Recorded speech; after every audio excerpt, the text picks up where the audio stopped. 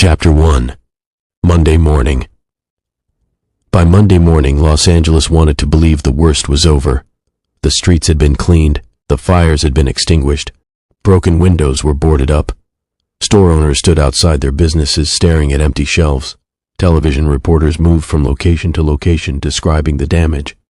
Politicians promised investigations, police commanders promised arrests, and residents tried to understand what had happened. Detective Marcus Hale sat in a conference room on the third floor of the police building. He had slept for less than 2 hours. A paper cup of coffee sat beside his elbow. He hadn't touched it. Across the table, Sarah Bennett spread photographs across the surface. "These are the locations we have so far." Hale looked down. One photograph showed a jewelry store, another showed an electronics retailer, another showed a pharmacy, another showed a sporting goods store, another showed a warehouse. Different businesses, different neighborhoods, different kinds of merchandise. Hale studied them. "How many?" 78. "Confirmed?" "Yes, that's only the ones we know about." "I know." Hale picked up a photograph. "What's the jewelry store missing?" Bennett checked her notes. "High-end watches, several pieces of jewelry, some display inventory. Anything else?" "Cash. How much?" "Not much." Hale nodded. Then he picked up the electronics photograph. "Up. No?" The owner said whoever took the merchandise ignored several expensive items.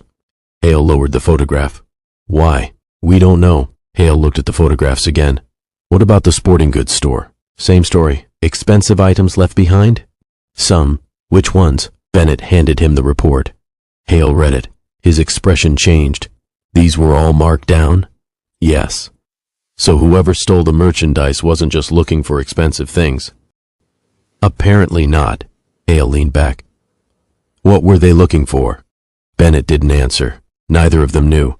But both detectives were beginning to suspect that the question was more important than it appeared. The meeting ended at 9:15. Hale walked into the hallway and found Officer Daniel Mercer waiting for him.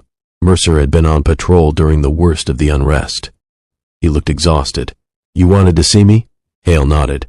"Tell me about the vehicles." Mercer frowned. "What vehicles?" "The ones you reported." Mercer thought for a moment. "The white vans?" "Yes, I saw several." "How many?" "Couldn't say." "Same van?" "Maybe." Hale waited. Mercer rubbed his eyes. "They weren't acting like everyone else." "What do you mean?" "They were calm." Hale said nothing. Mercer continued. "People were running everywhere. Those guys weren't. What were they doing?" "Loading." "Loading what?" "Boxes. From where?" "Stores." Hale watched him carefully. "Did you see the drivers?" "Not clearly. Did you stop them?" Mercer hesitated. "No." "Why?" "There were hundreds of people in the street." "I know. I had other calls." Hale nodded. He wasn't criticizing him. He understood. That night, no officer could have been everywhere. That was precisely why someone had been able to take advantage of it. Mercer looked at him. "You think it was organized?" "I think that's what we're going to find out." That afternoon, Hale returned to his desk. There was a message waiting for him. A business owner wanted to speak with detectives. The man owned a small electronics distribution company. His name was Raymond Keller. Hale met him in an interview room. Keller looked like a man who hadn't slept. He placed a folder on the table. "I know everyone thinks this was just looting." Hale sat across from him. "Some of it was." Keller shook his head. "Not mine." Hale opened the folder. "What was taken?" "That's the problem." "What's the problem?"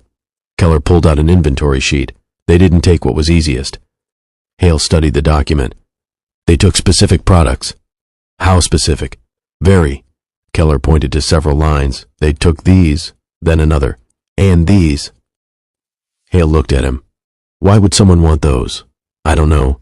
"Are they particularly valuable?" "Some are." "All?" "No." Hale leaned forward.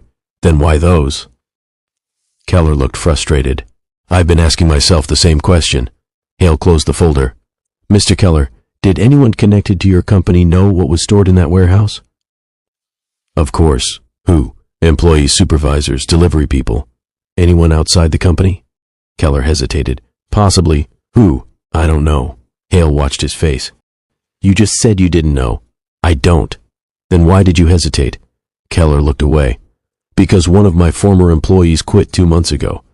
"Name?" "Daniel Reyes." "Why did he quit?" Keller shook his head. We argued. About money. Hale wrote the name down. What happened after he left? Nothing.